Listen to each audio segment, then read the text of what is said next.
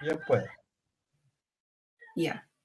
Buenas tardes con todas y con todos. Mi nombre es Alina Freire Fierro, soy profesora de la Universidad Regional Amazónica Iquiam. Y juntamente con colegas de la Universidad Técnica de Cotopaxi y de la Universidad del Quindío estamos organizando esta serie de conferencias. Iniciamos el año pasado y estamos ya por terminar. Para el día de hoy, 22 de septiembre del 2021, vamos a tener 3 conferencistas. La doctora Sandra Viviana Aguilar Marín, quien dará una charla sobre metagenómica. Y luego tendremos 2 colegas de Polonia, el doctor Jaroslaw Prokoł y el magíster Paweł Jarzembowski. Estas conferencias van a ser de 30 minutos, la primera de 30 minutos de conferencia más 30 minutos para un conversatorio. En los temas siguientes con los colegas de Polonia serán conferencias de 15 minutos del doctor Prokoł y 15 minutos del magíster Jarzembowski, y luego tendremos entonces la media hora de preguntas y respuestas. A mano derecha tenemos el enlace, el número de reunión y la contraseña. Le desearía dar la bienvenida a Carlos, por favor. Alina, muchas gracias. Compañeros, muy buenas tardes.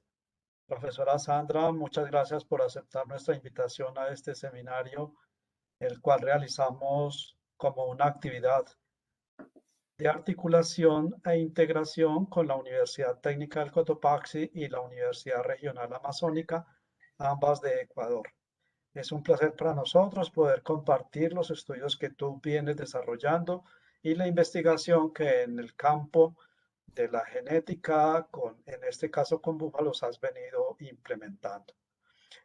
Matthews, qué bueno verte, qué gusto tenerte por aquí acompañándonos a todos nosotros, a los compañeros que nos acompañan, a Clever, a Dairo, igualmente a Marjorie, entre otros, un saludo muy especial.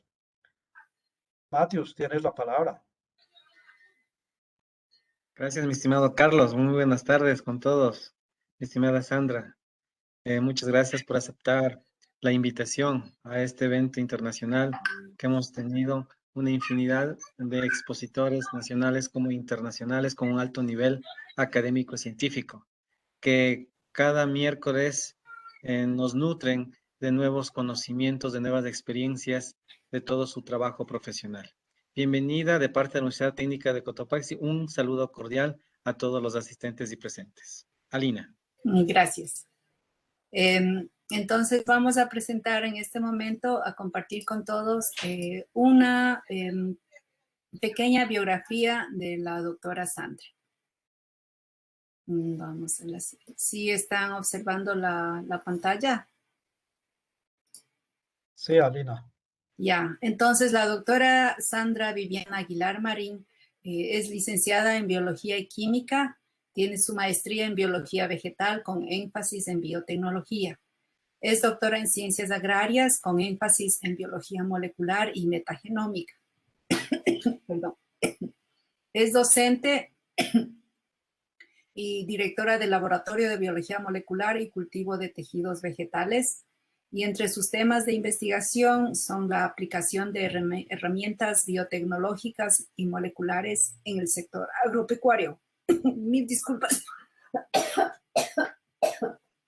Perdón. Pertenece a la Facultad de Ciencias Agropecuarias y es docente en la Universidad de Caldas, Manizales. Su ponencia es metagenómica del rumen en 2 cohortes de búfalos divergentes en emisiones de metano. Y su correo electrónico es sandraaguilar23@hotmail.com. Le damos la bienvenida a la doctora Sandra y bienvenida. Y te cedo la palabra. Muchas gracias, Alina. Muchas gracias, profe Carlos. Muchas gracias a todos ustedes pues, por el apoyo y la invitación a participar de este seminario y poderles compartir lo que ha sido la investigación producto de mi doctorado en ciencias agrarias. Bueno, voy a compartirles pantalla. Ahí estamos bien, ¿verdad? Darle formato presentación.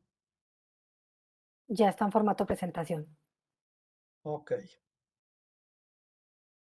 Bueno, la investigación denominada metagenómica del rumen en 2 cohortes de búfalos divergentes en emisiones de metano fue una investigación que llevamos a cabo en conjunto con la Universidad de Caldas y la Universidad de Alberta en Canadá, enlazada al grupo de investigación en producción y proyección agropecuaria de la Universidad de Caldas, en participación con los doctores Henry Mesa, con el doctor Juan Jovel y el doctor Gustavo Izaza.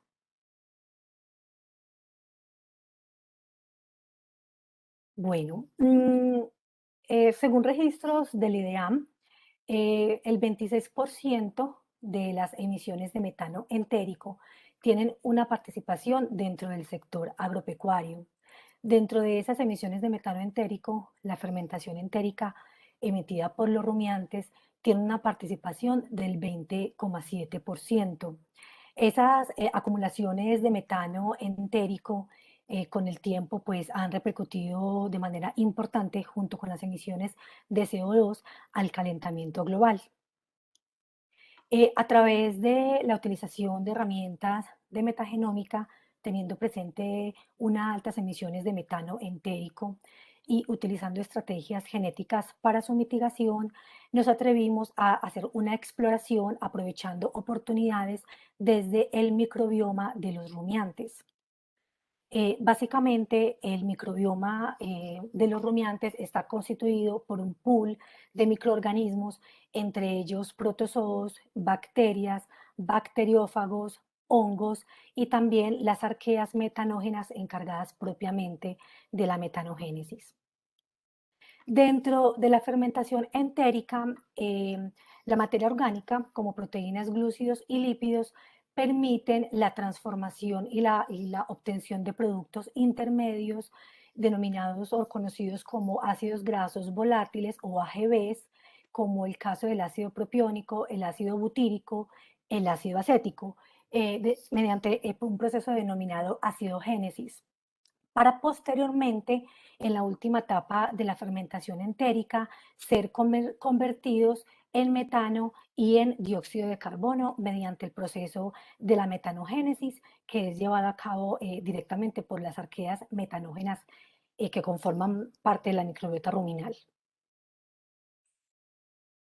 Con este propósito, entonces, de establecer y ser parte de esas herramientas de mitigación del metano entérico que se deposita a la atmósfera, nos trazamos un objetivo que fue obtener secuencias del rumen bufalino, tratar de identificarlas, de caracterizarlas y poder saber si están ligadas a la producción de metano. Teniendo como objetivos también determinar la abundancia relativa del microbioma del rumen bufalino a partir de esas secuencias caracterizadas, determinar la riqueza y biodiversidad del microbioma ruminal bufalino y establecer diferencias genéticas en el microbioma ruminal bufalino a partir de dos grupos divergentes en valor de cría estimado para emisiones de metano. Dentro de los materiales y métodos para la identificación de la población bufalina, la población se encuentra ubicada en el departamento de Córdoba, en el municipio de Montería, específicamente en un sector que se conoce como Tierra Alta. Un hato dedicados a la nutrición con un programa de salud homogéneos. Dentro de los criterios de selección de los animales para la selección y tamaño de la población, a partir de un pedigrí con 15.521 registros completos del cruce de Murrac búlgaro por Murrac brasileño y por búfalo mediterráneo, todos dedicados a la producción de leche. Previamente, Duque y colaboradores en el 2019, dentro de un programa que establecieron para mejoramiento genético de búfalos, hicieron una previa medición de metano a 115 hembras y 6 machos. teniendo como presente un valor de cría que es un valor importante a tener en cuenta dentro de los programas de mejoramiento genético.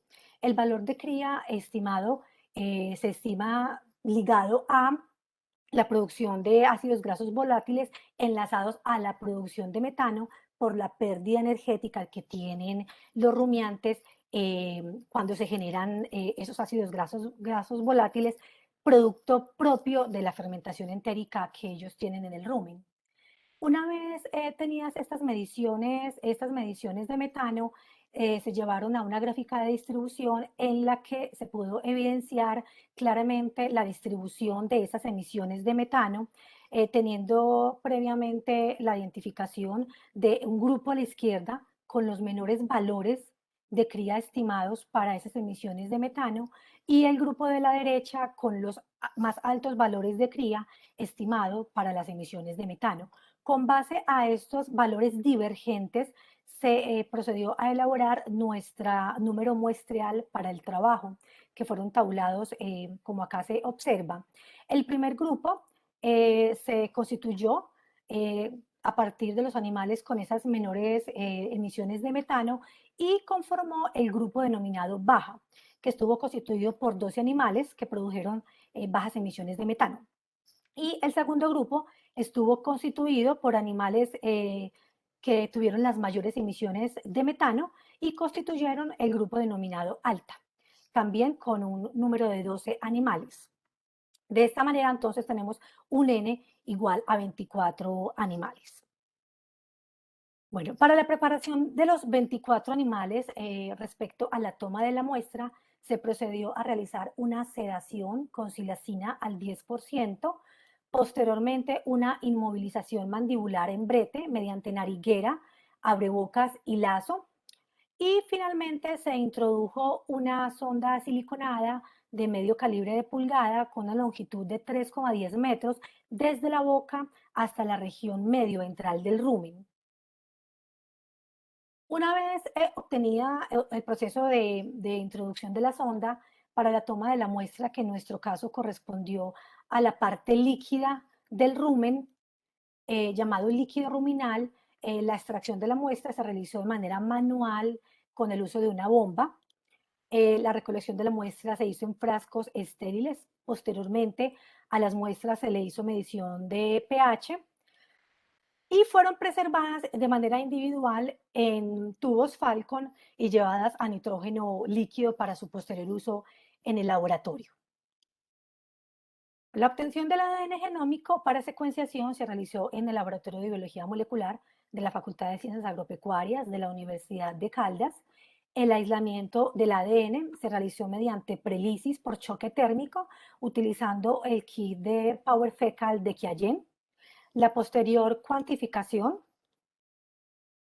del ADN se realizó utilizando un nanodrop, obteniendo una cuantificación entre 50 y 60 nanogramos y un radio 260-280 que osciló en un intervalo entre 1,1 y 1,7. Bueno, la posterior ruta bioinformática o pipeline bioinformático se trazó de la siguiente manera. Una vez obtenidos los dos grupos, el grupo de bajas emisiones de metano y el grupo de altas emisiones de metano, se procedió a construir nuestras librerías metagenómicas a partir de secuenciación chat-GAN. Esa secuenciación nos permitió obtener secuencias de tamaños 300 pares de bases PyRef-N, que posteriormente fueron filtradas con un criterio de calidad Q mayor igual a 30. Una vez tenidas nuestras secuencias metagenómicas filtradas y limpias, procedimos a dar lugar a 4 enfoques metodológicos. El primer enfoque se basó en la clasificación taxonómica de las secuencias metagenómicas utilizando el programa Kraken 2. El segundo enfoque se basó en un perfil metabólico. El tercer enfoque se basó en un ensamblaje combinado de nuestras secuencias y un cuarto enfoque se basó en el ensamblaje proteico mediante el programa PLAS. A partir del ensamblaje combinado de nuestras secuencias que se realizó mediante el programa SPADES, una vez obtenido nuestros Contic Scaffold, fueron agrupados utilizando la metodología Binning mediante el programa MetaBat2, con el propósito de eliminar redundancia de nuestras secuencias y permitir la agrupación por grupos familiares de manera filogenética y al mismo tiempo obtener nuestras unidades taxonómicas funcionales, que en este caso se llamarán BINs, de las cuales hablaremos un poco más adelante. Una vez obtenidas nuestras agrupaciones mediante el método Binning, procedimos a realizar las anotaciones mediante el programa MacPy con el propósito de poder saber cómo estaban distribuidas filogenéticamente esos bins que MetaBat2 agrupó y que MacPy los considera representativos dentro de la abundancia relativa que queremos encontrar en el metagenoma del rumen. Posteriormente, con esos mismos Contic Scaffold obtenidos del ensamblaje combinado, se hizo una traducción y anotación mediante el programa PROCA, y también se realizó un ensamblaje de proteínas de novo mediante el programa PLAS. Una vez obtenidas nuestras proteínas mediante estos dos métodos, mediante PROCA y PLAS, llevamos a agrupar mediante el programa Linklust esa base de datos proteica para eliminar redundancia y pues de esta manera poder obtener nuestra base de datos proteica no redundante, donde posteriormente fue alineada con frente a bases de datos propias específicas para el rumen. Todos los análisis de los 4 enfoques se llevaron a contrastación para establecer diferencias que pudiésemos hallar entre el grupo de altas producciones de metano y baja producción de metano mediante un análisis discriminante lineal a través del programa LifeSim. Voy a ir paso a paso con cada uno de los enfoques y mostrándoles cuáles han sido esos resultados. Todas las secuencias generadas están disponibles públicamente en el portal del NCBI bajo el número de acceso que se cita acá en pantalla, y el flujo también de trabajo detallado y los scripts disponibles están también públicamente en el enlace que se presenta en el GitHub. Bueno, como resultados referente a el primer enfoque metodológico, que es la clasificación taxonómica de las secuencias individuales, donde el propósito era abordar el objetivo número 1 para poder determinar la abundancia relativa del microbioma del rumen bufalino. Se realizó, como les dije previamente, a través del programa Kraken 2 y se contrastaron esas secuencias individuales a través de la base de datos Kraken en el portal del NCBI y del Genomic Taxonomic Database. Los hits con abundancia relativa de al menos 3 reads por muestra fueron los que se utilizaron para los análisis posteriores. Dentro de esa clasificación taxonómica, entonces, se hallaron 582 taxa en total. De esas taxa, 576 correspondieron al dominio bacteria. Un hongo de taxonomía desconocida, 2 taxa de virus de taxonomía desconocida y 5 taxa correspondientes al dominio arquea. Las taxas correspondientes al dominio arquea, que son Metanobacteriacea, Metanobrevibacter y Metanomicrobium, como ustedes pueden apreciar, realmente presentaron una abundancia similar entre el grupo de altas producciones de metano, que está en rojo, y el grupo de bajas producciones de metano. Estos reportes previamente también han sido hechos por CALE colaboradores en el 2017 y SUBE colaboradores en el 2020, quienes reportan también abundancia similar entre estos microorganismos pertenecientes al dominio arquea. Para nosotros tratar de ver si la abundancia de taxa estaba realmente siendo suficiente para separar los grupos de mayor producción de metano versus el grupo de menor producción de metano, procedimos a realizar un análisis de coordenadas principales, en la cual los ejes PC1 y PC2 pues están conformando la abundancia de las taxas en cada uno de las muestras.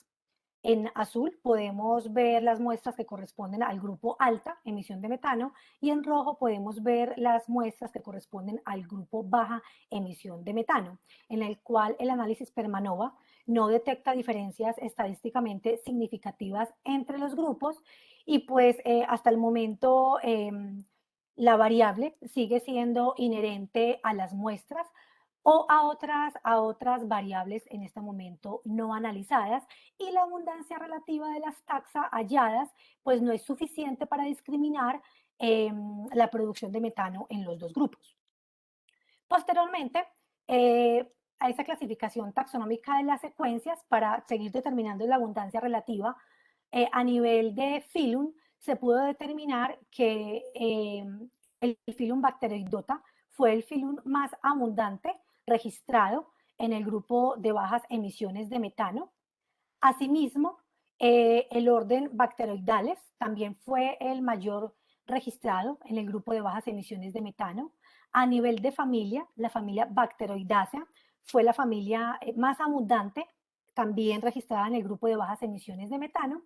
Y finalmente, a nivel de género, el género Prevotella contenida dentro de los niveles jerárquicos previamente mostrados, también fue la que registró una abundancia relativa mayor en el grupo de bajas emisiones de metano, seguida por Butyribibrium, RC9 y Ruminococcaceae.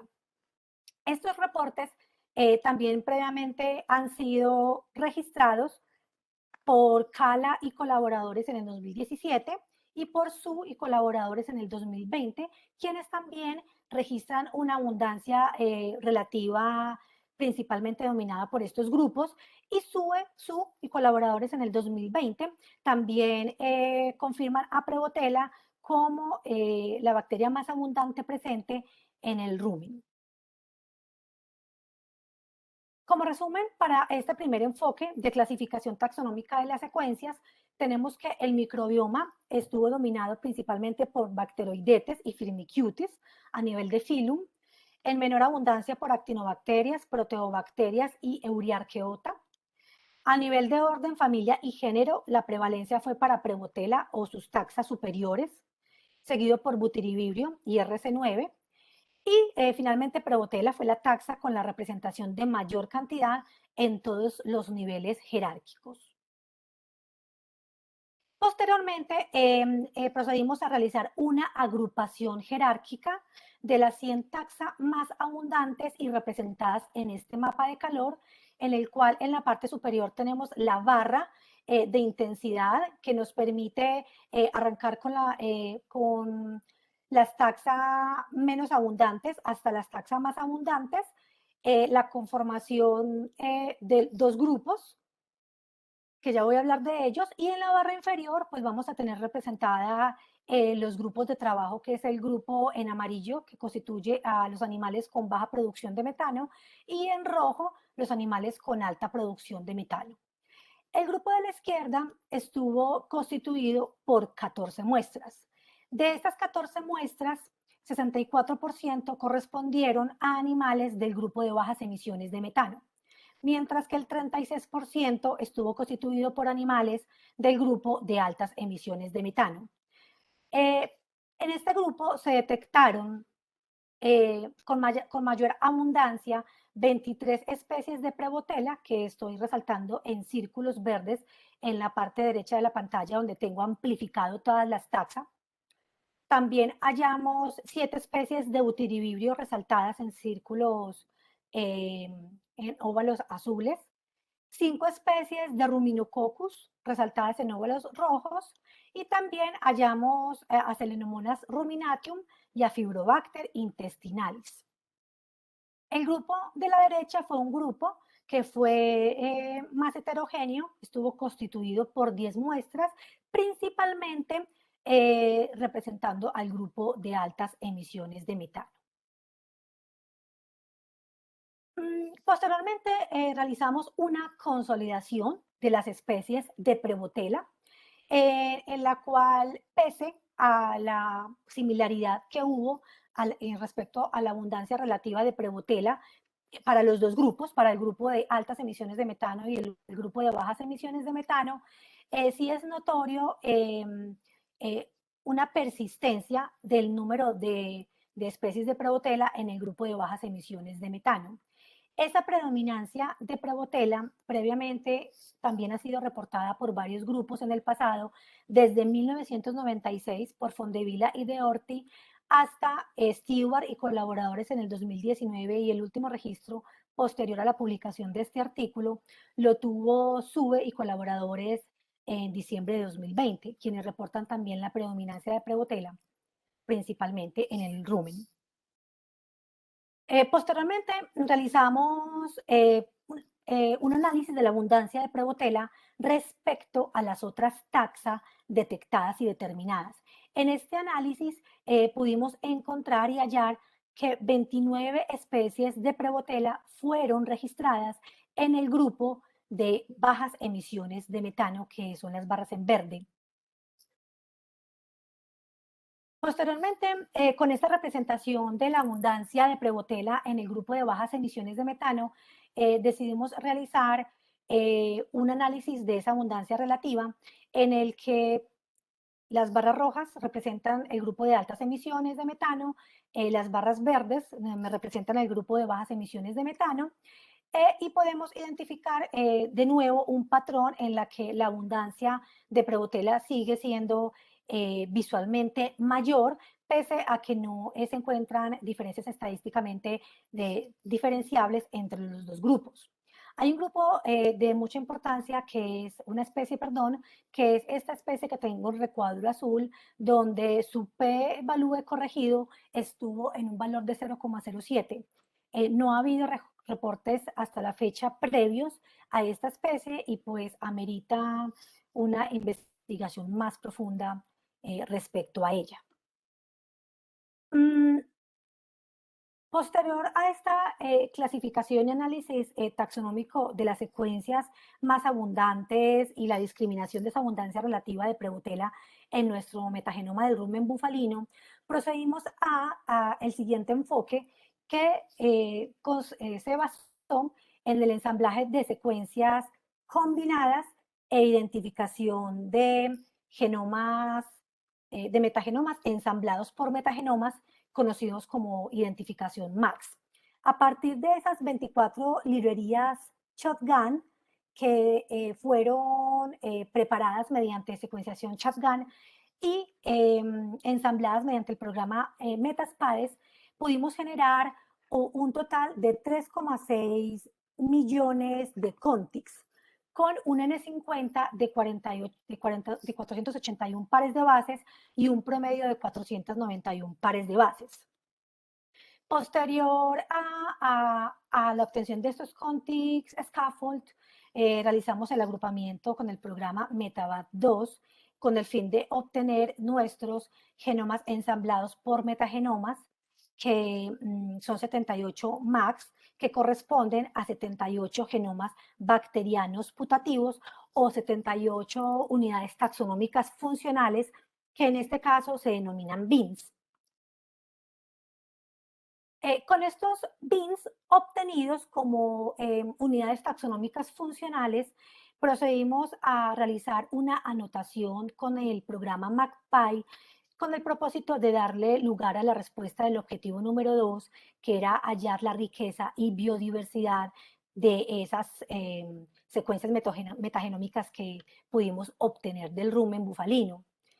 Una vez utilizada la herramienta MacPy, pudimos obtener un árbol filogenético que estuvo representado principalmente por 3 clados, el más grande representado en color negro, y un poco más homogéneo que los clados en azul y en rojo, que fueron clados un poco más heterogéneos. Los BINs obtenidos McPy lo que hace es seleccionar los bins de mayor representación, las taxas con mayor representación, y ubicarlas dentro de una rama en el árbol filogenético. Entonces, dentro de esos bins que McPy considera como los de mayor representación, son los que dicen bin 23, bin 63, bin 68, bin 15, bin 54, 39 y 42, que corresponden a esas taxas de mayor importancia y relevancia que fueron previamente agrupados mediante el método Binning, y que se pueden encontrar distribuidos a todo lo largo del árbol filogenético. Se encuentran en verde, por ejemplo, el bin 42 y el bin 39, que pertenecen a Prevotella y a Bacteroides fages, se encuentran ubicados en el clado más grande, el más homogéneo, según la agrupación filogenética que hace McPy. Asimismo, en el clado verde, en el clado azul, perdón, tenemos el bin 23, que está representado por la especie Fibrobacter, y en el clado rojo tenemos al bin 63, el 68 y el 15, que corresponden a Oscillobacter, a Ruminococcasia bacterium y a Prevotella ruminicula.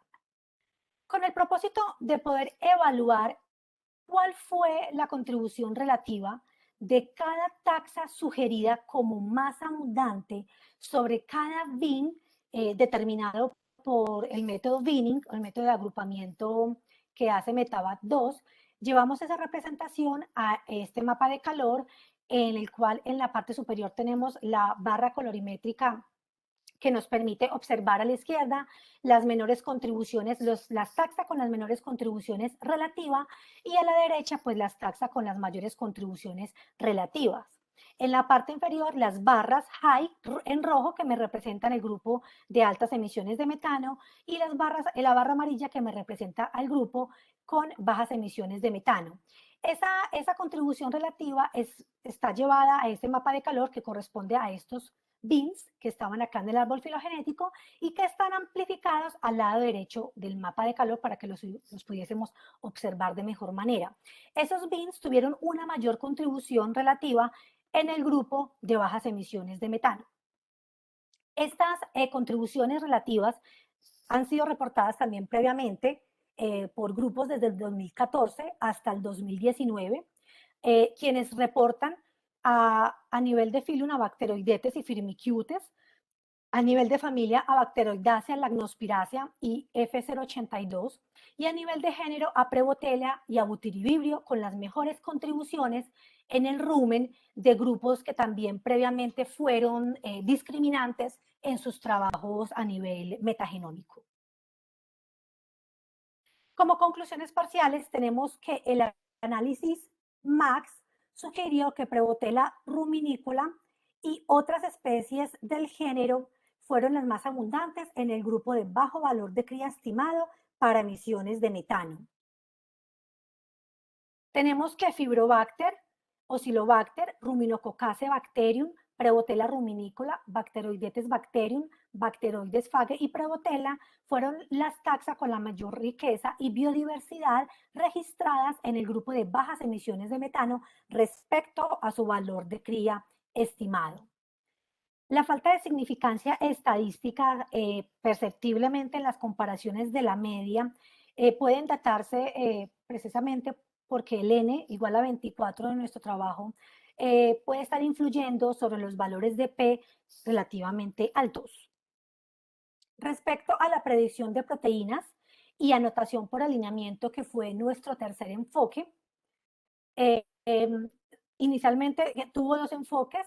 La primera parte en la que se hizo una traducción y anotación con el programa PROCA, y un ensamblaje de novo de proteínas con el programa PLAS. Una vez obtenida esta base de datos, fueron agrupadas mediante el programa Linklust, el que nos llevó a obtener un total de 4.467.657 secuencias de proteínas representativas, que fueron posteriormente contrastadas mediante el programa BLAST y apoyados de Diamond contra bases de datos específicas para el rumen como UniRef 100, RumiRef 100 y Jungate 1000. Se obtuvieron 1.309 hits de secuencias de proteínas para ser considerados en el análisis, en el cual se consideró como un hit verdadero aquellos que tuvieron una identidad del 90% en un tramo de menos de 50 aminoácidos. Y se descartaron los hits con menos de 5 lecturas por muestra y los presentes en menos de 3 muestras en cada grupo. Entre esas proteínas detectadas con mayor frecuencia se encontraron la oxidorreductasa dependiente de FAT, la acilcoenzima deshidrogenasa, la urocanata hidratasa homóloga a Prevotella, la subunidad beta de una ARN polimerasa dirigida por ADN, la metilmalonilcoenzima A mutasa, el nucleótido de piridina disulfuro oxidorreductasa y una glutamato formimildodiltransferasa que también es homóloga a Prevotella. Con estas proteínas registradas, las principales, procedimos a realizar una agrupación jerárquica de las 100 proteínas más abundantes y llevadas a representación en este mapa de calor, en el que en la parte superior tenemos la barra de color que nos indica las representaciones de las proteínas más bajas hasta la representación de la mayor abundancia de representación en proteínas. En la parte de abajo vemos las barras de color roja y amarilla que corresponden al grupo de altas y bajas emisiones de metano de manera respectiva. En el grupo de altas emisiones de metano se registraron 10 enzimas como las más abundantes, y en el grupo de bajas emisiones de metano se registraron 60 enzimas. 25 de esas 60 enzimas para el grupo de bajas emisiones fueron homólogas con las proteínas de Prevotella y se encuentran entre los hits más abundantes registrados en el grupo de bajas emisiones de metano. La metilmalonilcoenzima A mutasa es la más abundante en el grupo de bajas emisiones de metano, es homóloga a Prevotella y participa en la síntesis de ácido propiónico. Bueno, como conclusiones parciales tenemos que nuestra hipótesis inicial era que los animales con mayor valor de cría estimado para emisiones de metano poseían un contenido ruminal más abundante en metanógenos. Los datos hasta el momento nos permitieron sugerir un mecanismo alternativo en el que el microbioma no parece diferente entre los grupos, pero sí se insinúa una mayor abundancia de Prevotella en el grupo con menor valor de cría estimado para emisiones de metano. A continuación, con base a esa correlación con Prevotella, se presenta un escenario hipotético para explicar la correlación inversa entre la abundancia de Prevotella y las emisiones de metano. ¿Cómo podemos explicar entonces la reducción de las emisiones de metano en función del aumento de la abundancia ruminal de Prevotella?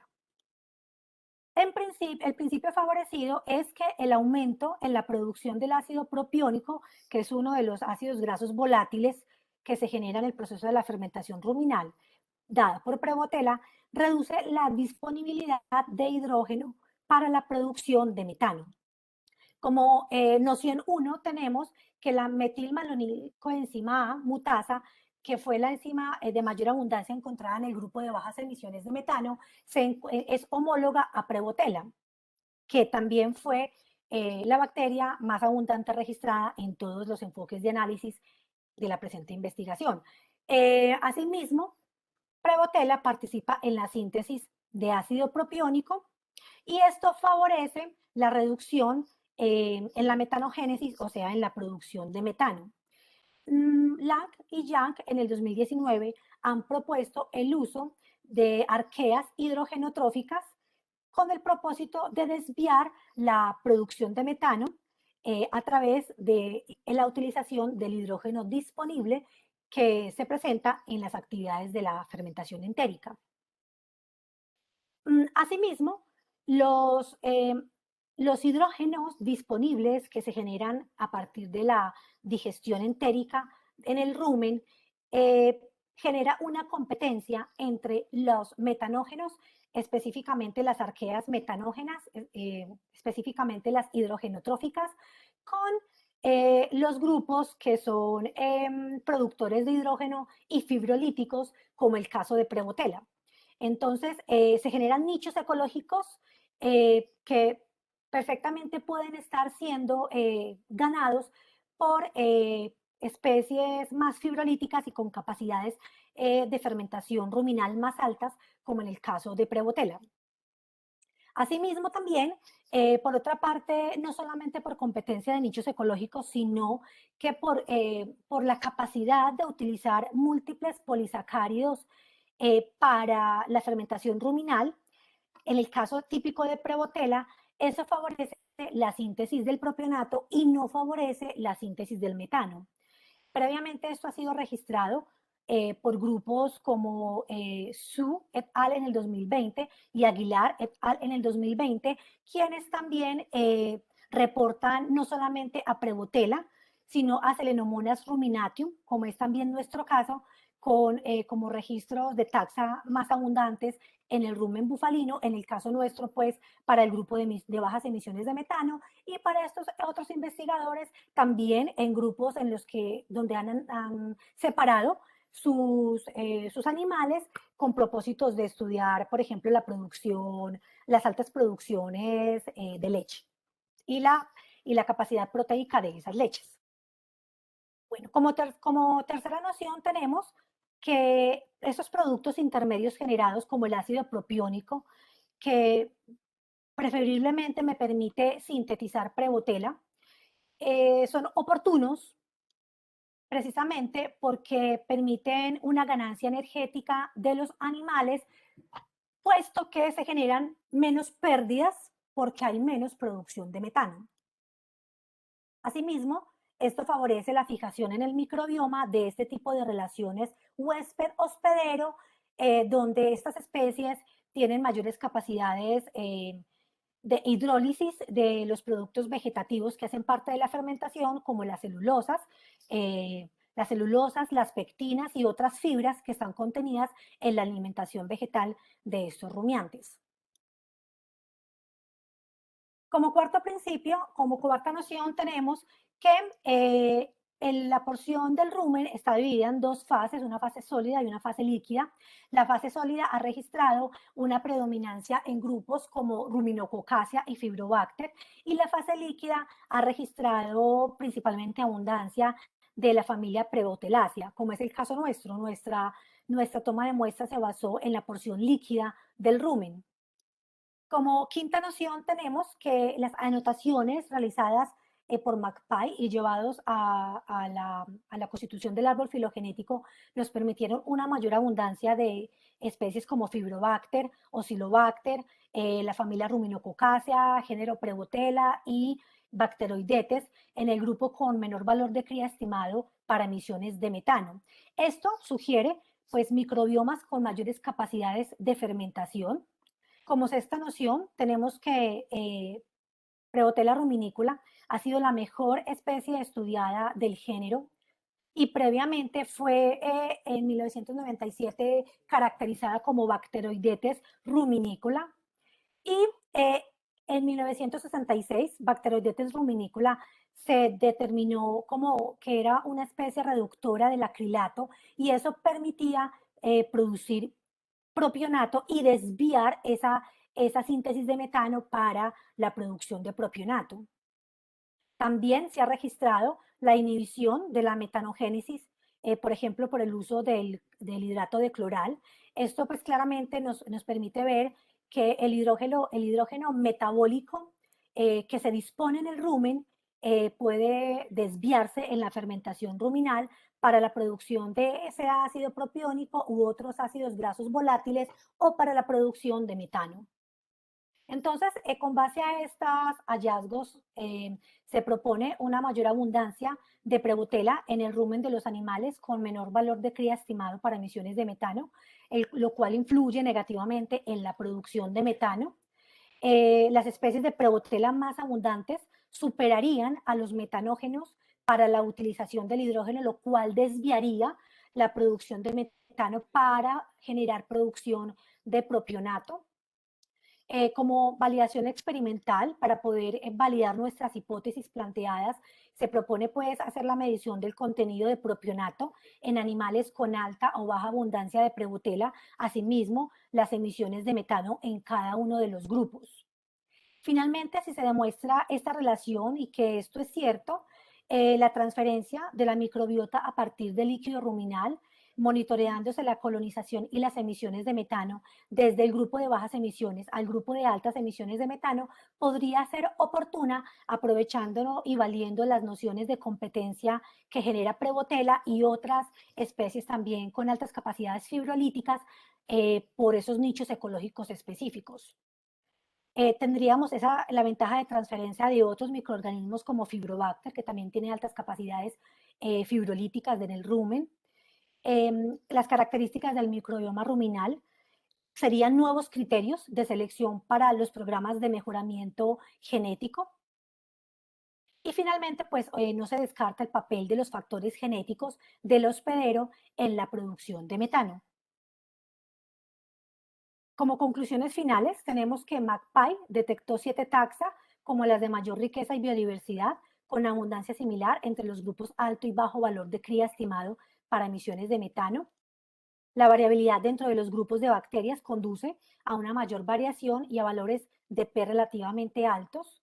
Y pese a la significancia estadística para el análisis del microbioma, se sugiere una tendencia que favorece la noción de que Prevotella es más abundante en animales que producen menos metano. Diferencias moderadas en la abundancia de Prevotella son suficientes para afectar la metanogénesis y otros factores podrían ejercer un efecto sobre dicho fenotipo. Una mayor abundancia de Prevotella en el rumen de los animales con menor valor de cría estimado para emisiones de metano influye negativamente en la producción de metano, favoreciendo de esta manera la producción de propionato. Y finalmente, las especies de Prevotella más abundantes estarían superando a los metanógenos para la utilización de ese hidrógeno disponible. Bueno, y muchas gracias. Perfecto, Sandra. Muchas gracias, muy amable por tu presentación. Bueno, yo quisiera saber si alguna de las personas que está conectada desea hacerle alguna pregunta, bien sea a través del chat o de manera directa a nuestra invitada Sandra Viviana.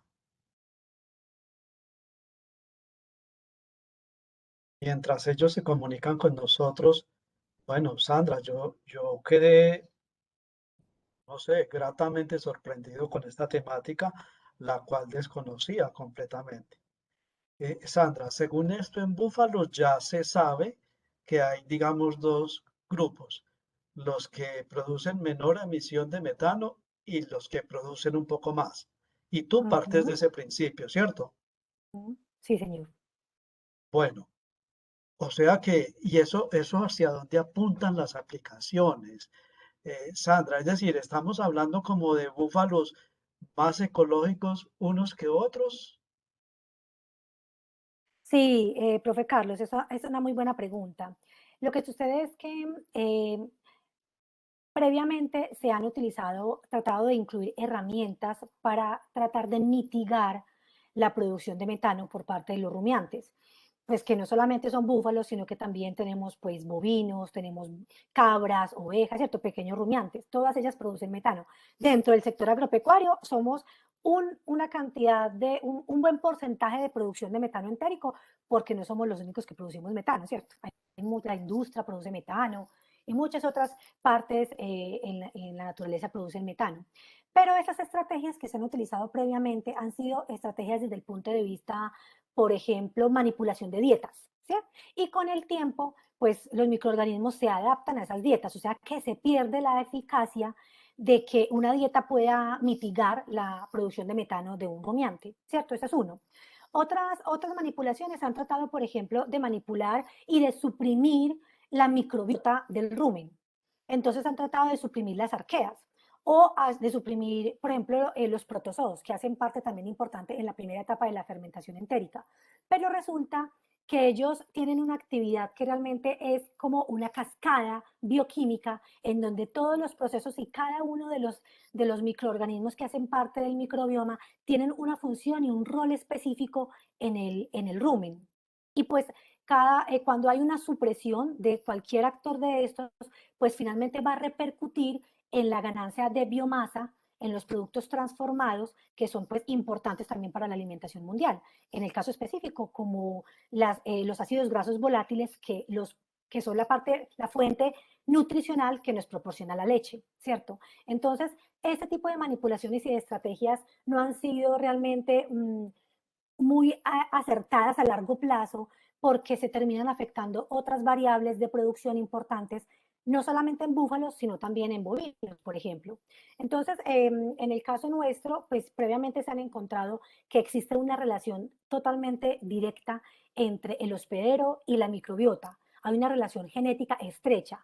De hecho, por ejemplo, el microbioma predominante se llama core microbioma, que es el núcleo de la microbiota predominante en búfalos, es diferente al de vacas, por ejemplo, y es diferente al de cabras y ovejas.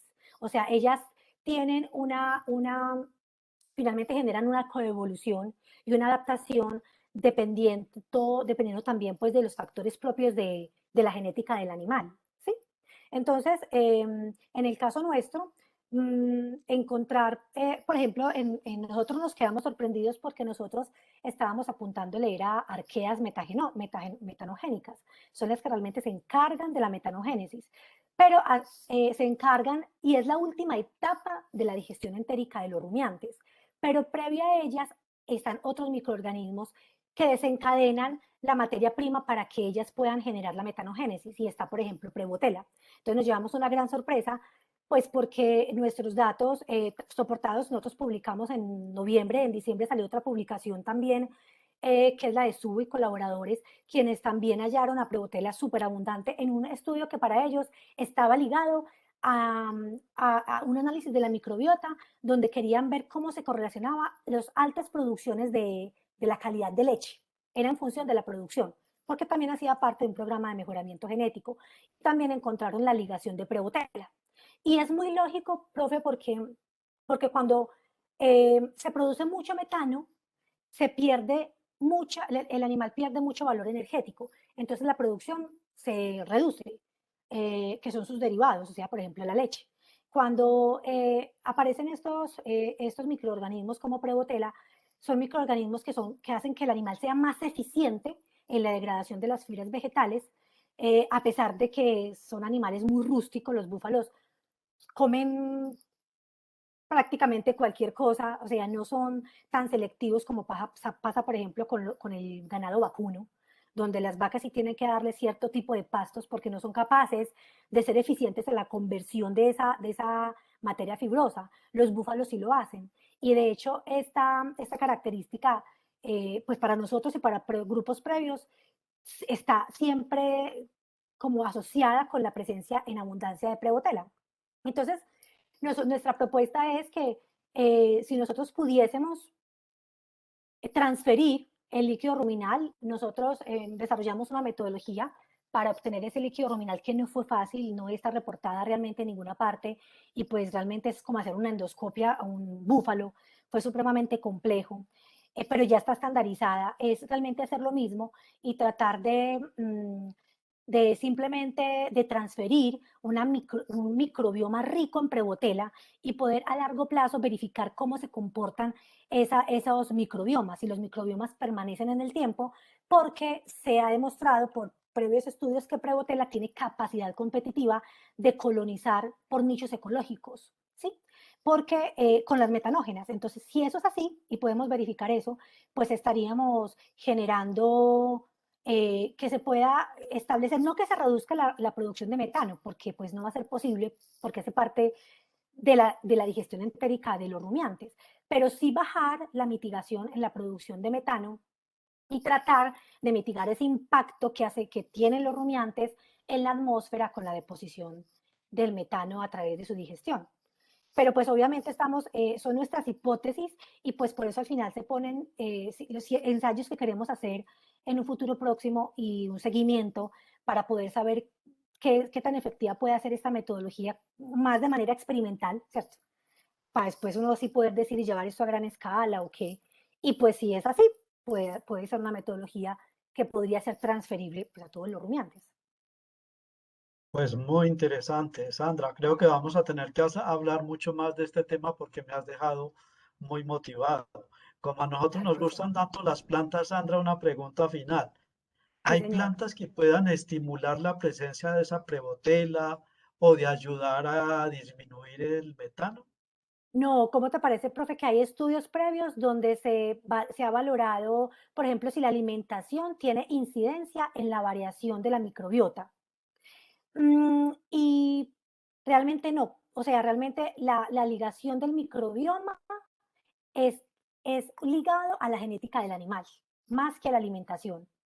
Pero eso se presume que ha sido adaptación a través del tiempo, o sea, que son años y años de adaptación donde seguramente muchos de esos microorganismos han migrado al microbioma en algún momento atrás, hace muchísimos años, y se fijaron en una simbiosis mutualista, donde todos se benefician finalmente, y aquellos donde el animal parece ser que encuentra como mejor ganancia energética, fija como esas poblaciones. Por ejemplo, los búfalos son mucho más eficientes en la conversión de esas fibras vegetales que las vacas. ¿Sí? Hay mayor contenido proteico en la leche, por ejemplo, y mayor contenido de otros componentes nutricionales en búfalos más que en vacas. Y las vacas son suplementadas, se les suplementa vitaminas, forrajes especiales, los búfalos no. Entonces sí se encuentran comunidades microbiotas con comunidades bacterianas más capacitados en degradar fibras. Eso sí, profe. O sea, son más capacitados en degradar fibras complejas. Es lo que encontramos, ¿sí? En ese sí hay una gran diferencia en los microbiomas, pero asociado de pronto, profe, a lo que tú dices, no. No es como, no está ligado a eso. Bien, profesora y doctora Sandra Viviana Aguilar, muchas gracias por compartir con nosotros hoy este tema tan novedoso e interesante, por lo menos para mí. Profe, no, con Eh, mucho gusto. Gracias a ti por la invitación, a todos los que hacen parte de este evento. Alina, tienes la palabra. Gracias, muchísimas gracias, estimada Sandra, muy interesante. Mil disculpas, no pude unirme. Muchas gracias y vamos a continuar con la programación. Gracias. Entonces, continuamos. Voy a compartir un poquito los perfiles de nuestros dos otros conferencistas. Entonces, teníamos, luego de escuchar la conferencia de la doctora Sandra Aguilar, vamos a tener dos conferencias, la primera del doctor Jaroslav Prokop y la segunda del magíster Pavel. La primera conferencia del doctor Prokop, antes de su conferencia, desearía presentarles. Entonces, el doctor Prokop pertenece al Departamento de Biología de las Plantas del Instituto de Biología del Medio Ambiente en la Facultad de Biología y Ciencia Animal de la Universidad Bratslav. Jarek, después, por favor, me corriges. Bratslav. Muchas De gracias, la Alina. Universidad Bratslav de Ciencias del Medio Ambiente y de la Vida en Polonia. Es profesor de botánica y director del Instituto de Biología de la misma universidad y es un botánico que ha venido trabajando en estudios sistemáticos, en particular en las monocotiledóneas, así como en estudios corológicos, ecológicos y de conservación de plantas vasculares raras, y también en la sintaxonomía y sinecología de comunidades de plantas de ambientes acuáticos. Entonces, vamos a escucharle por 15 minutos al doctor Jaroslav Prokop. Luego escucharemos la otra conferencia y después tendremos un receso de 30 minutos para preguntas y respuestas. El doctor Prokop va a presentar la conferencia denominada ¿Por qué hay tan pocos investigadores que estudian el género Juncus juncaceae? Pros y contras de estas investigaciones. Para contactarse con el doctor Jaroslav, aquí está su correo electrónico, jaroslav.prokop@upwr.edu.pl. Entonces, por favor, Jaroslav, Jarek, Bienvenido y escucharemos tu conferencia. Muchas gracias. Alina, no soy el director del instituto, soy el jefe del departamento, solo, no soy el director. Ya, mil disculpas, mea culpa. No hay problema, no hay problema. Por favor, buenas tardes a ustedes.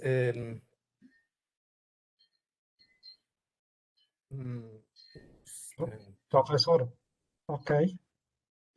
¿Es correcto ver mi ponencia? ¿Sí? Sí, ¿Sí? ¿Mejor? Listo. ¿Ustedes pueden oírme bien? ¿Sí? sí. Correcto. Muy bien. Buenas tardes. Buenas tardes en Ecuador y Colombia. Buenas noches en Polonia. Aquí ahora son las 10 de la noche en Polonia. Mi nombre es Jarek, mi apellido es Prochków. Señoras y señores, hablo español solo un poquito. Así que si hay algunos problemas con la comprensión, yo preguntaré a la profesora Alina para traducir de inglés al español. Por favor, Alina, si es necesario. ¿Ok? Muchas gracias. Estoy muy feliz de ver los nombres de los organizadores porque visité ambas universidades ecuatorianas en agosto y septiembre de este año. Visitamos Universidad Técnica de Cotopaxi en Latacunga en septiembre, sí, 3 semanas antes, y Universidad Regional Amazónica ICAM en Tena en agosto. Queremos agradecer a las autoridades de ambas universidades por darnos la bienvenida, especialmente durante el tiempo de la pandemia. Yo soy el jefe del Departamento de Biología Vegetal en el Instituto de Biología Ambiental en la Universidad de Ciencias Naturales en Wrocław, en Polonia. Estamos aquí en Wrocław, nombre en español es Breslavia, cerca de la frontera con Alemania y la República Checa. Está aproximadamente a 130 kilómetros de la frontera alemana y aproximadamente a 110 kilómetros de la frontera checa.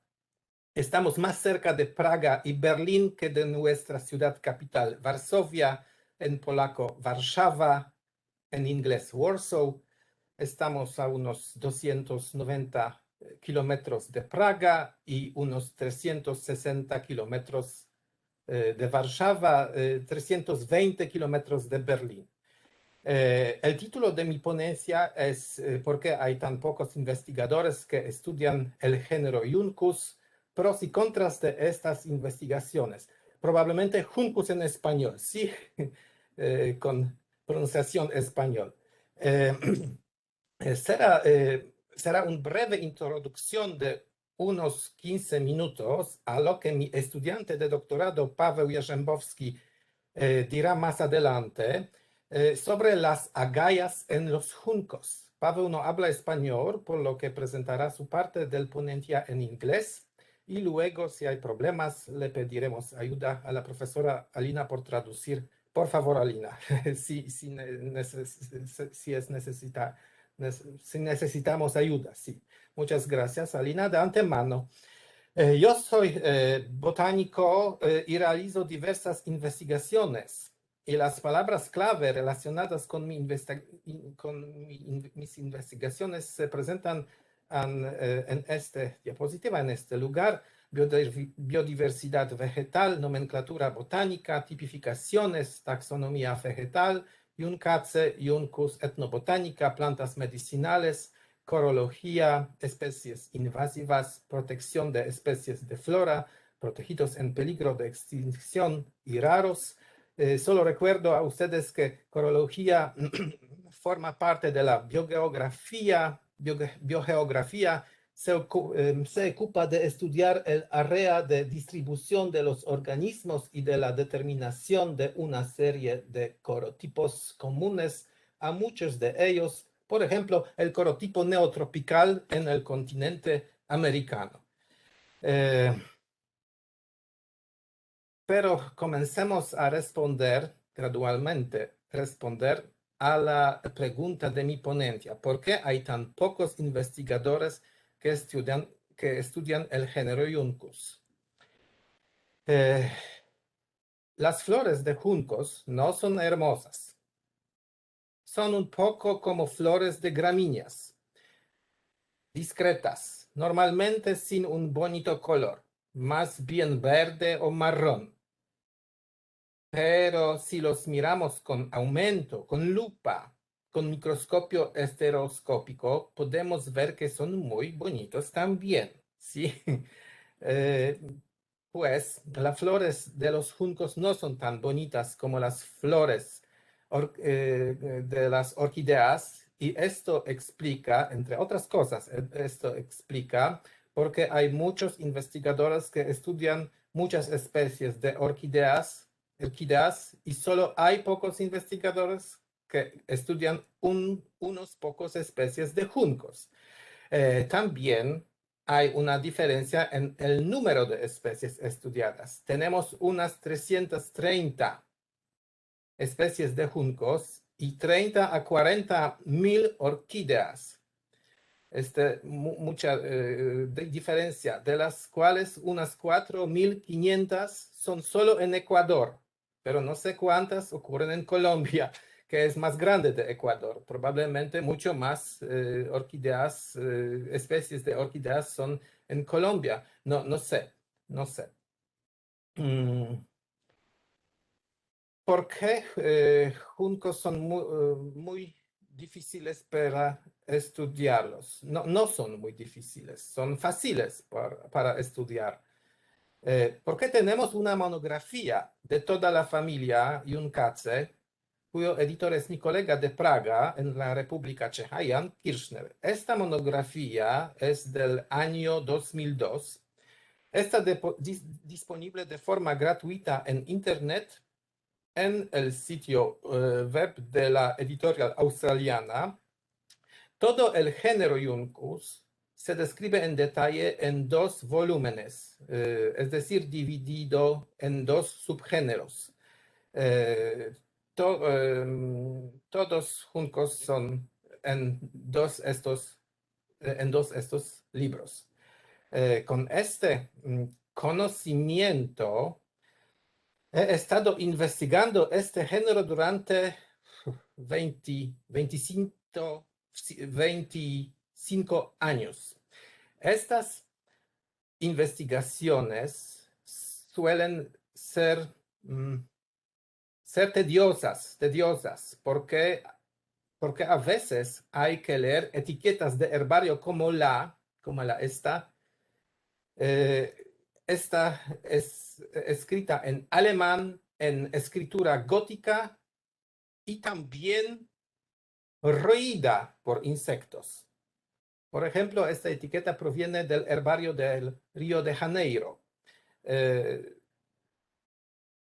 En alemán, en escritura gótica, conocemos alemán y escritura gótica muy bueno de estas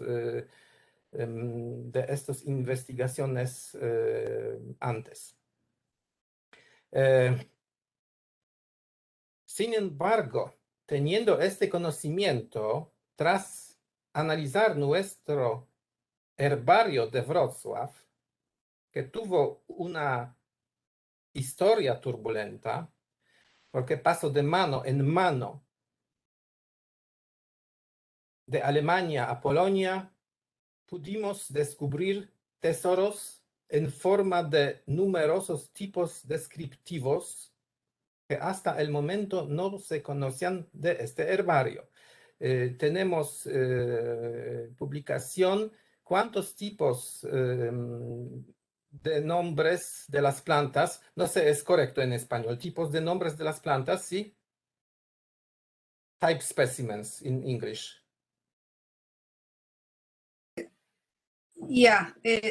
¿Cuántos nombres de especies tipos? De especies tipos, sí, muchas gracias, Alina.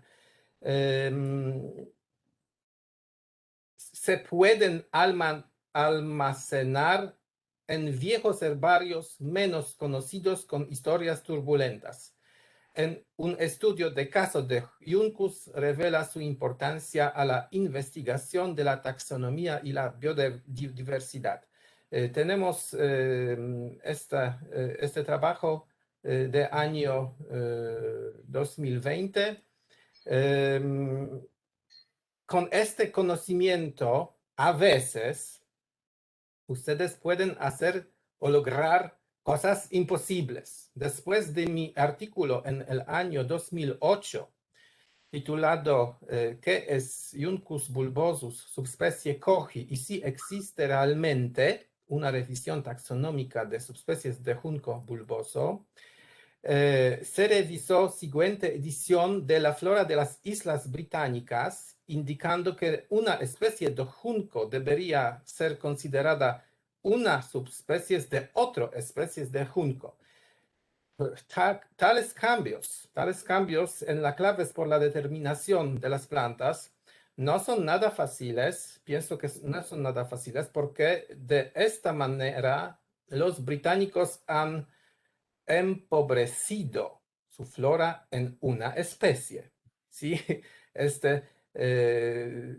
Situación no muy buena. Es decir, las estadísticas en las Islas Británicas han empeorado.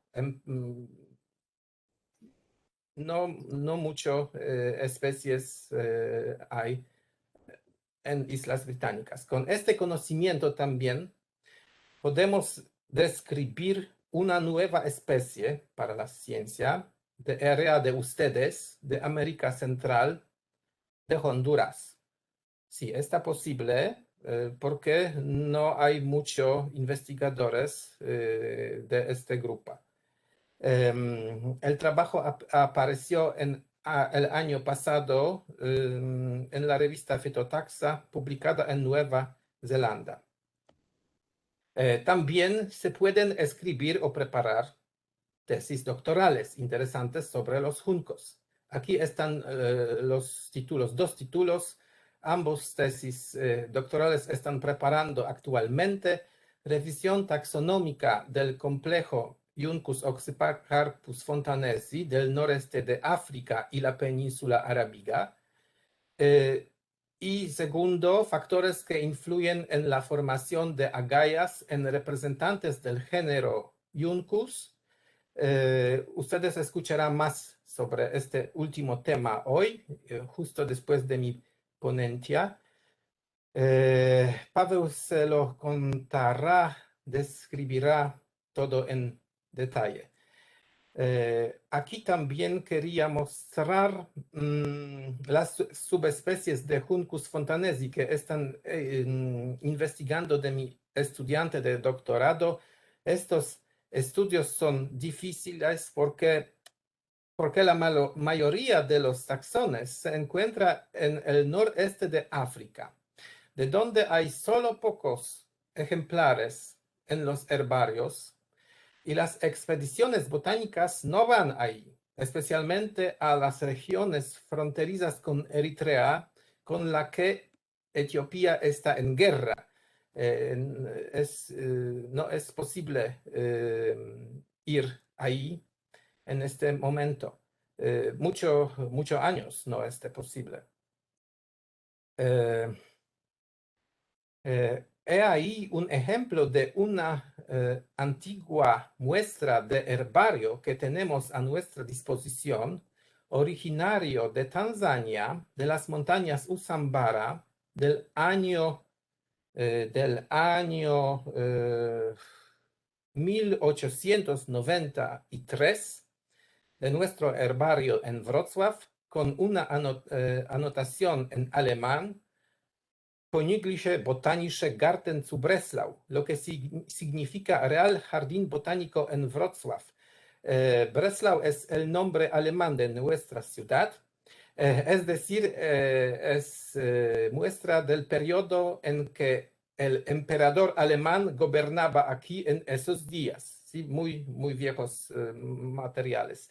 Este es un ejemplar determinado por Adolf Engler, un botánico alemán, sistemático y fitogeógrafo muy conocido de fama mundial, que trabajó en Wrocław, creador del sistema de reino vegetal, profesor de la Universidad de Wrocław, y él fue el director del Jardín Botánico en Wrocław.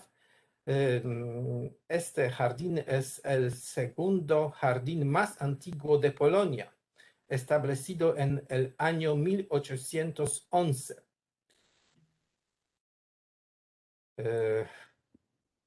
En estos estudios sobre Juncus se deben realizar muchas mediciones y observaciones. Por favor, medir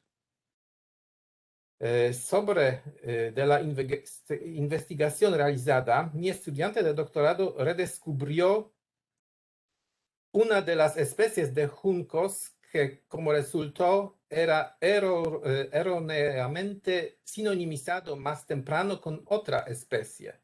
Estos resultados se describen en el artículo titulado Juncus quartinianus, una especie desatendida del Cuerno de África, y su redescripción basada en estudios morfológicos SEM. Pero comencemos a responder gradualmente a la pregunta de mi ponencia. ¿Por qué hay tan pocos investigadores que estudian el género Juncus? Tenemos aquí pros y contras de las investigaciones sobre el género Juncus. Pros. Grupo de las plantas muy interesante.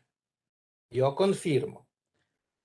No cubre una gran cantidad de especies. Este grupo no cubre una gran cantidad de especies. Tenemos una monografía de género y familia.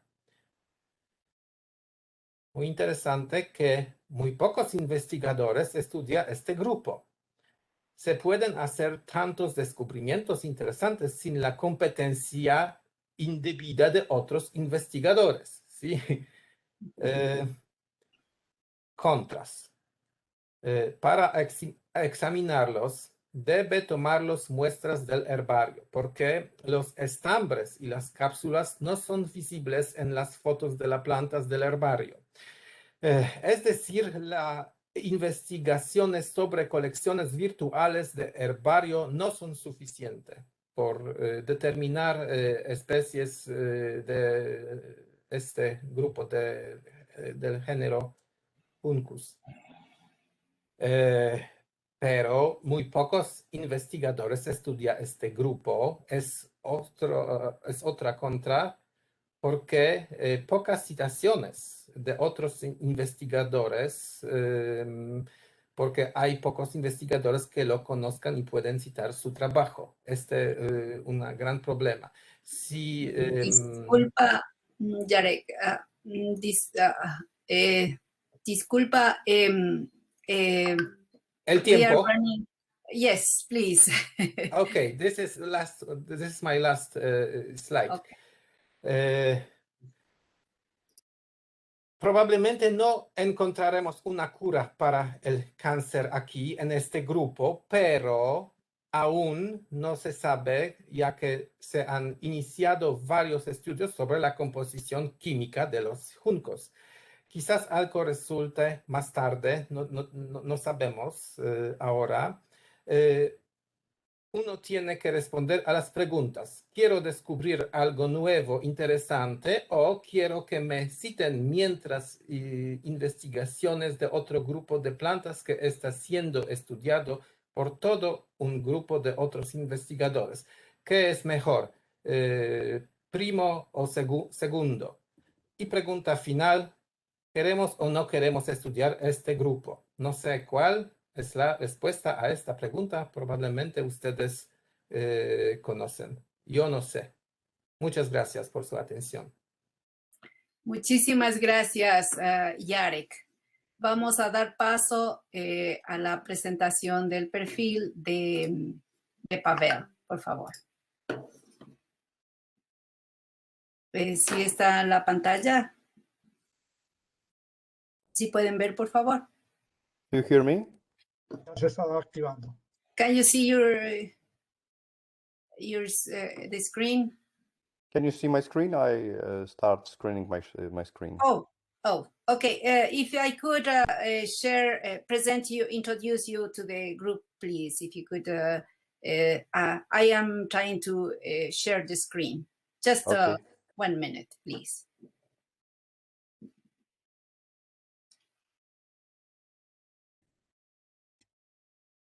Is everybody able to see the, maybe not. A ver, share. Ya. ¿Sí pueden ver la pantalla? Aún no. Aún no. No veremos. A ver, veamos. Share content. Connecting. Se está demorando un poco.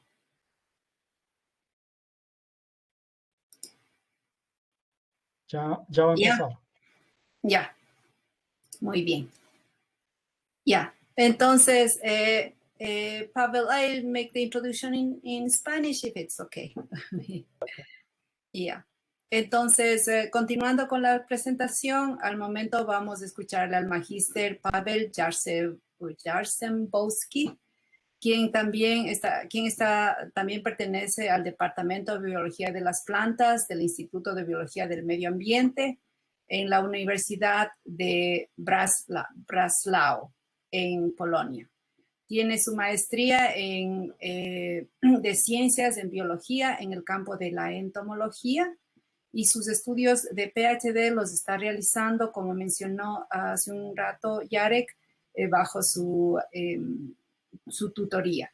Está trabajando en el Departamento de Botánica Sistemática y es asistente del Departamento de Biología de las Plantas en la misma universidad y también es especialista en digitalización de la Universidad de Breslau. I'm sorry, I am Wrocław. Wrocław University. Breslau. Wrocław University. Yeah. So, la charla... Mejor Breslavia. Mejor Breslavia. I like that, Breslau. Yeah. La conferencia va a ser, el título de conferencia es el título es Gallas como un receptor fisiológico y acumulación y distribución de minerales dentro de las hojas, de las inflorescencias y de las gallas que nacen en joint leaf, que nacen en el Juncus articulatus. Ya, en el tallo de Juncus articulatus, que estas gallas son formadas por la especie de Miptera pisalide Lydia junci. El magíster Pavel dará su conferencia en inglés y yo haré una corta resumen cortito y luego tendremos tiempo para los comentarios. Bienvenido, Pavel. Okay.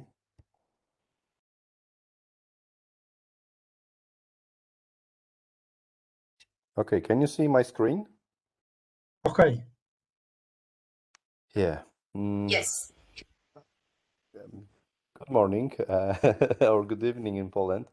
I would like to show and introduce you my topic of my study. So one of the topic is the gallas, their physiological sink, is the accumulation and distribution of mineral. So please go on.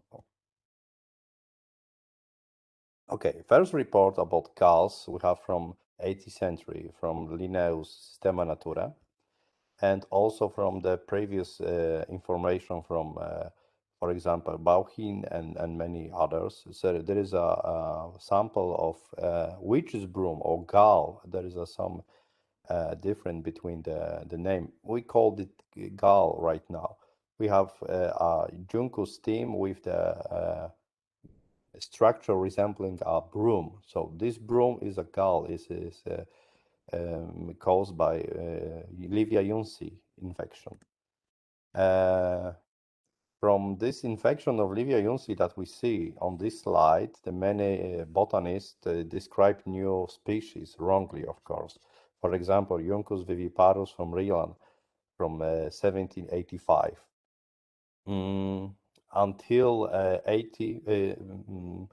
Until now, we don't know what is the direct cause of this gall on Juncus species. We know that the information from Meyer and Schmidt from these French phytopathologists who connecting the feeding of Liviayunci on host plant, but we don't know what is the particular reason of this gall. So we have the 4 pictures. On the top left, we have the normal efflorescence of Juncus articulatus. The scale of this efflorescence is about 10 centimeters. On the right side, we have the gall, this witch's broom with the flower, but you must remember this flower are not typical. Mostly are sterile, or if you have any structure, it's impossible to produce a seed from this flower. So it's sterile and is very, very rare. For example, if we collect 200 plants, we can track maybe 2 or 3 plants with this immature flowers.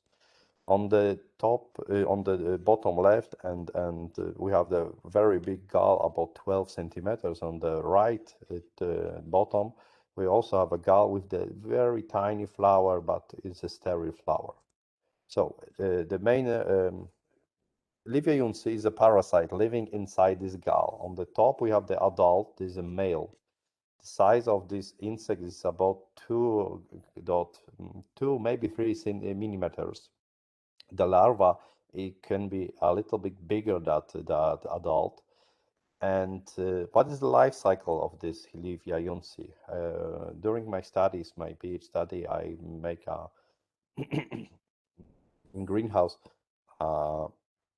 experiment that I investigate the life cycle of the Liviayunci. So the whole life cycle is depend on the temperature.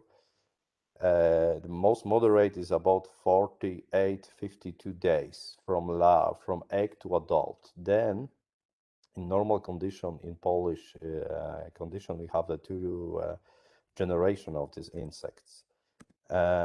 Only some sources provide that the only 2 first larvae in star they are able to produce gall. It's not true, because we proved that we also check the larva from the 3rd and the 4th instar also can produce a gall. The main reason is the age of the host plant. Yeah, the most vulnerable the plants are during May. So it's because we don't know what is the direct factor of that, but we thought that is the only connected with the plant of age. Yes. So after the 14 days of the start feeding of the first or second instar larva, we have the first symptom of gall. This on the picture is very old gall. It's developed all during vegetation period, but about 40 days we have a proof that Liviayunci larva feeding is main reason to develop a gall. So we also check that maybe something in the saliva, Liviayunci, or maybe in the plant tissues, and we find the Candidatus phytoplasma asteri. The Candidatus is only because it's the phytoplasma. It's kind of the resist bacteria, so they don't. It is impossible to breed this phytoplasma on in vitro. So this is the only reason we call that Candidatus. The genome size is very tiny, it's about less than 1,000 kilobytes, and it's transferred mostly from the psyllids. And we have the samples from the other plants. On the right side, we have the normal plants. On the left, we have the infected by phytoplasma. So the most what we can see is a dense of shoots, no flowers, and different morphological of all plants. So back to the title, materials. We collect host plants, mostly the Juncus articulatus. We also have the comparative materials from herbal sheets mostly, and also we collect parasites, Liviaionsi, eggs, larvae, and imago, and we also made some microscopic slides to check what is the depth of the feeding. You must remember that the psyllid have the stylet. It's something like a straw to connect to the vascular bond and start sucking. So there is nothing like bite or something like that in Diptera larva, for example. Okay, we collect plants from spoiled tip. Spoiled tip is about 15 square kilometers. It's located in Bogatynia. It's the region in the border. On the left side we have Germany, on the south part we have Czech, and this on the central is the inclusion of the Poland territory. So we have the spoil top. This is a pink color. The quarry, the blue one, it's about 22 square kilometers, and also a power station that produce electricity from southwest part of Poland. So we collect the plants from the spoil top, and we collect only plants with efflorescence, galls, and leaves. I told you that it is nearly impossible to collect one plant with inflorescence, but there is a one ramet. So in the one shoot we have the gall and the leaf, and we take the nearest shoot with the inflorescence to compare what is the impact of the gall from the all organi, not only for the one stem. Sorry. So we collect the plants, we cut and separate from the three group, the efflorescence, gall, and stem and leaves. We call that vegetative parts. We dry the collected samples, then we start to mineralize, and we use AAC method to check what is the level of the particular elements in our samples. So what we have a result. There is a diagram of PPC B plot, and we have the three cohorts. The blue spots, there is a gall. The green is the vegetation, so leaf and the stem, and the red one is the efflorescence. We can show that we have three different groups, and what is the most important that we check that we have the high level of sodium and potassium. There is a potassium. This is the red one. The G means gall, V means vegetation, and E means efflorescence. Also sodium on the right side. Do you see my arrow, my cars? Because I'm not sure. Okay, so on the right side. And also that we notice that is the statistical different with content of copper. The copper is outstanding because we don't know why. In the soil we have the normal level of copper, and we thought that is connected with the phytoplasma, because in the many samples, other plants, mostly dicots, we have a bond between high level of copper and bacterial infection. So we don't know. Maybe it's an artifact, maybe it's the influence of phytoplasma.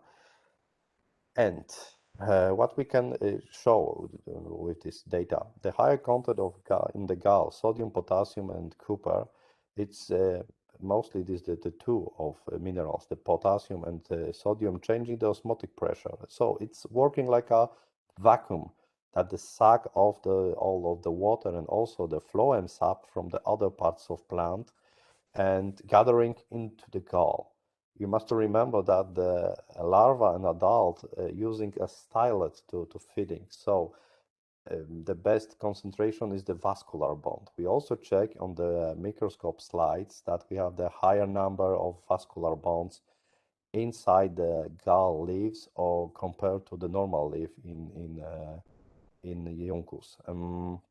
it's also changing the accumulation pattern, because the many investigators compare, for example, in rubus or in other plants accumulation pattern, compare only gall and leaf, for example. They don't use other high metabolic or parts of plants like flowers. So we also add the flowers to check this is the really only because a high growth of tissue, or maybe there's other accumulation pattern when we have our galls.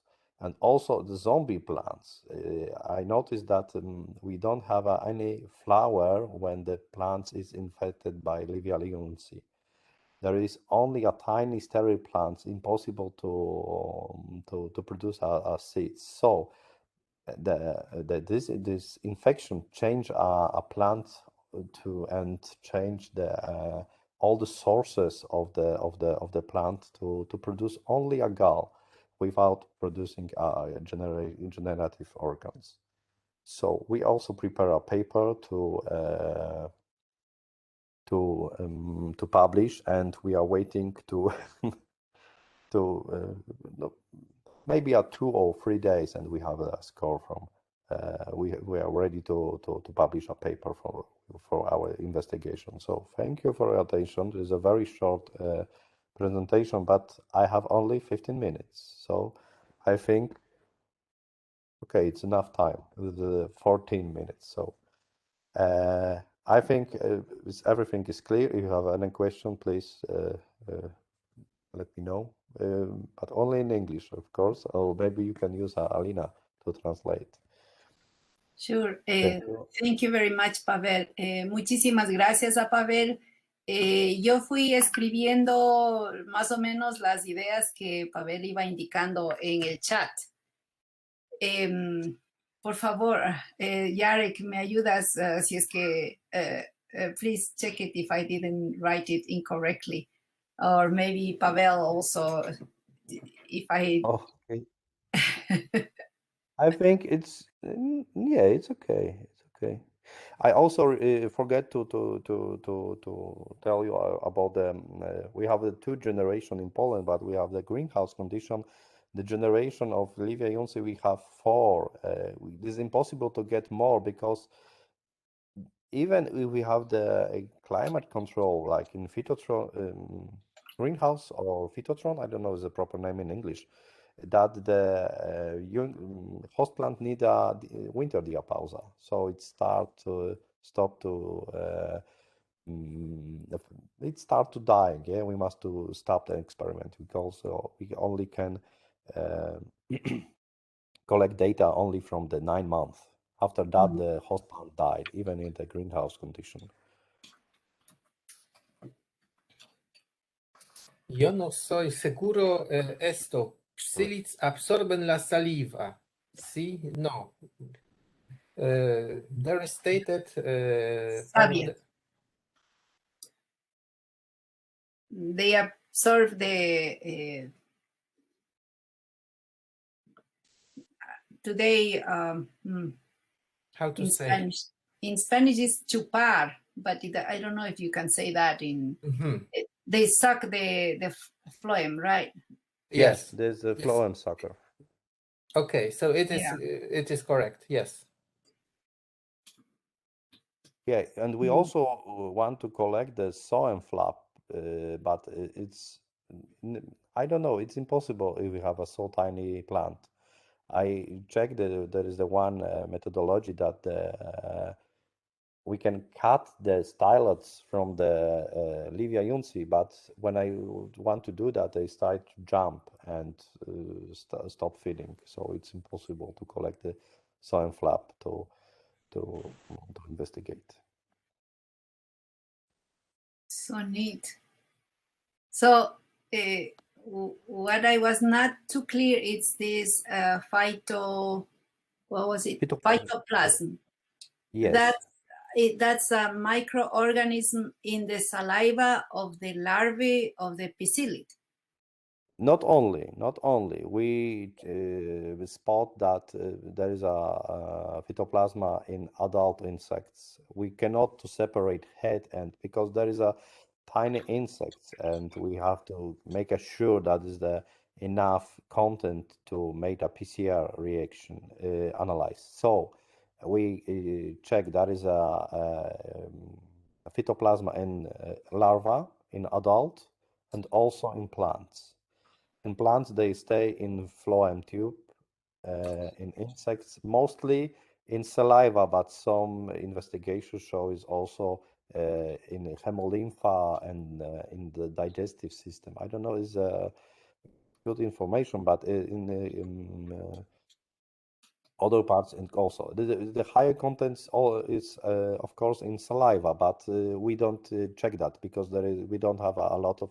There is a big problem with the number of samples because the rash are very common in Poland and in Europe, but rash with gas that's not so common, and we don't know why. We think there is a connection with the presence of water, and also the area must be free from high agriculture pressure. So herbicides, we think, is also have a negative influence of our investigation. Muy interesante. Para ver si es que si entendí bien, por favor me corriges, Yarek. O también Carlos y Matthews.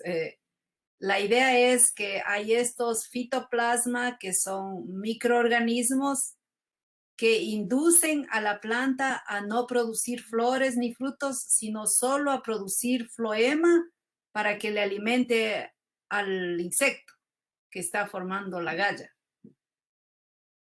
Yeah. O ya me hice el lío. Sí.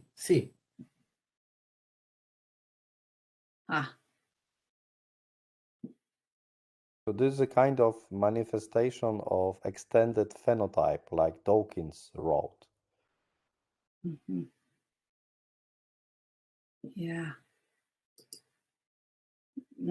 I am not familiar with the extended phenotype.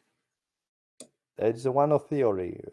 When I don't know, maybe in the Selfish Gene, this book of Richard Dawkins is an English biologist. Sí.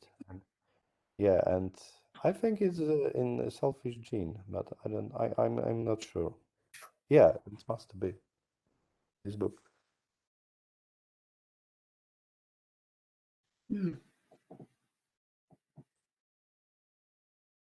Alina, yo quisiera preguntarle al profesor Jarek, en Colombia y creo que en Latinoamérica hay menos estudiantes ahora que quieran investigar en botánica.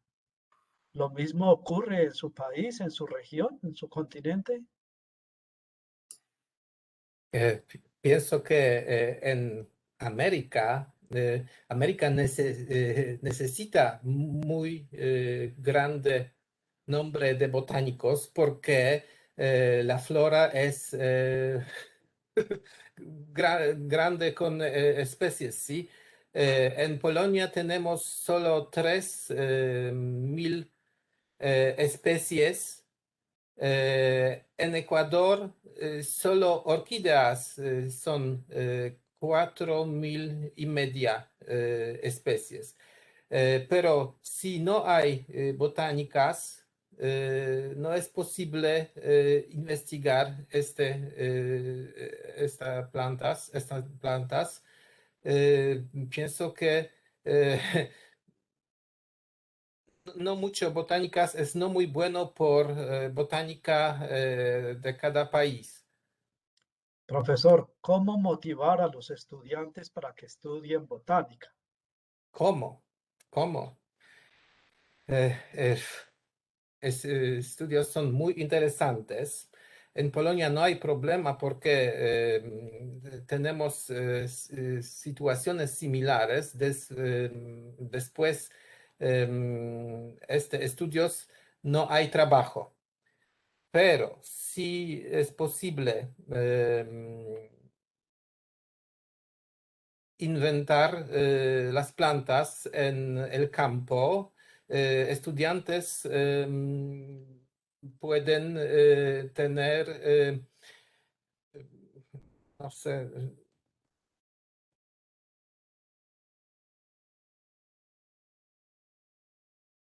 a propia empresa. Estudiantes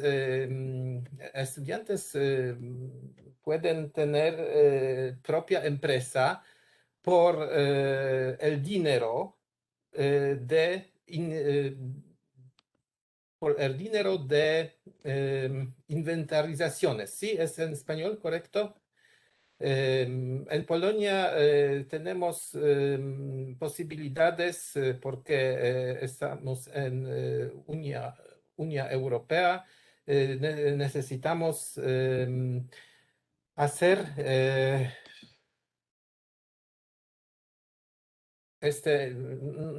Inventarios. inventarios. Sí, gracias, Alina. Inventarios. Por ganar el dinero, ¿sí? Es posible. Pero pienso que no hay problema en Polonia. Muchos biólogos, muchos botánicos, pero después los estudios biológicos, no todos estudiantes tienen trabajo. Es normal. No sé cómo, no sé cómo. En América falta financiación, dinero, porque el trabajo de campo es difícil, requiere soporte. En ocasiones nos faltan equipos y tenemos que recurrir al apoyo de otras instituciones. Y bueno, el sostenimiento del estudiante, las matrículas que siempre resultan costosas. Si lográramos cierto cambio en esas variables, creo que la gente podría interesarse más. Pero sí creo que hay unas disciplinas en el campo de la biología, las cuales son más apetecidas. Hoy todos quieren ser biólogos moleculares y muy pocos taxónomos. Eso está llevando a que hayan unas disciplinas con exceso de profesionales formados en ellas y creo que hay otras disciplinas como por ejemplo la anatomía, la fisiología, que van como en vía de extinción.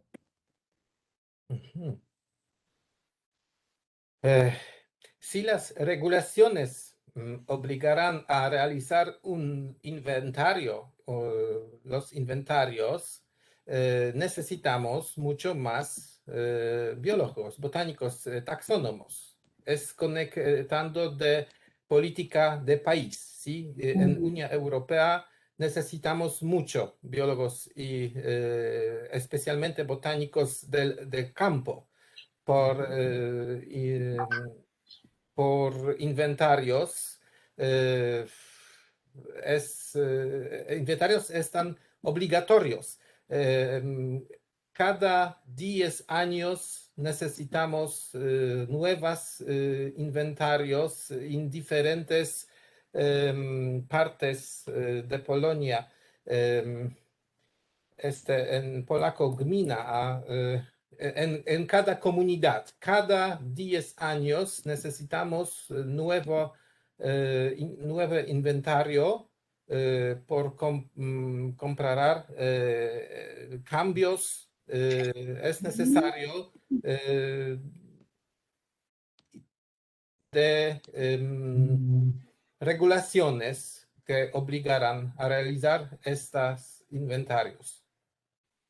Profesor, sería bueno que considerara la posibilidad de venir a Colombia. Yo creo que en Colombia no hay estudios en UNCASE.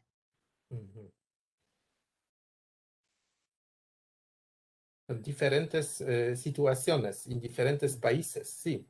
Sí. Bueno, Alina. Bien, solamente tenía otra consulta para Jarek. En Europa ya se conoce qué especies hay, el estado de conservación Y a pesar de eso, cada 10 años hacen estos estudios. El objetivo es para continuar con la conservación. ¿Cómo hacer eso acá en los trópicos, en Colombia, Ecuador, en donde no tenemos ni siquiera el primer listado completo de muchos lugares?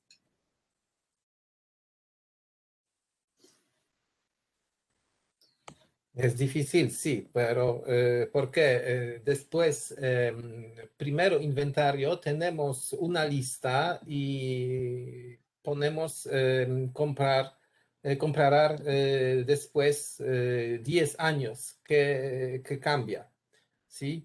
Si no tenemos primero inventario, no sabemos, dónde estamos, ¿sí? Claro. Y estos inventarios lo hacen, como decir, cada provincia, cada ciudad. ¿A qué nivel geográfico? Comunidad. En Polonia, comunidad. En polaco es gmina. Es parte de voivodeship. It's a district, yeah? District, maybe. Oh. Ujú. And voivodato is something like, no, district. Alina, we have a three kind of district in Poland. First is the Distrito, Wołyń, the biggest one. Mhm. Yeah, the Yeah. second is powiat, is the middle one, and the smallest one is gmina. And at which level does the government want? At the lowest level or? Middle. At the lowest level, for gmina. It depends of the voivodeship because sometimes two gmina are separate and they have a different